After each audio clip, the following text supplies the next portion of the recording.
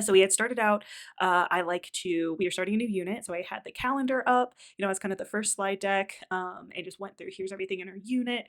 So that way he also could get kind of a sense of how I'm finishing the semester. And then I always do something called connections from class to IRL, in real life, where I give them an example from, to humanize me. And I just talk about how I'm using the class concepts actually in my life.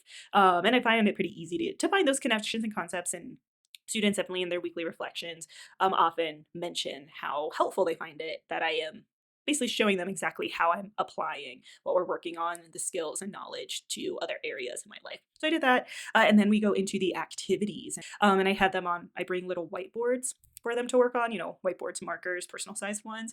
And so often I have them do activities where they're just writing it down there. So that way I find most of my students don't bring like pen and paper to class anymore.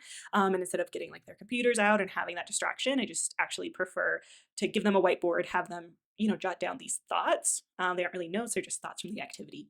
So we got their whiteboards, and they, while we watched the video, wrote down, concepts that they recognized from class, and, reactions and thoughts. And then we asked about it. Now, one thing I really love doing, that I think works well. So on my big whiteboard for the board, I put it up so that way I can write. There's a whiteboard behind the projector screen.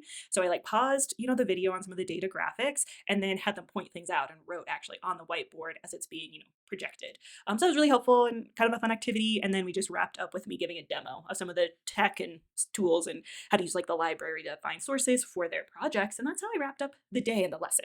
It's kind of went the wet.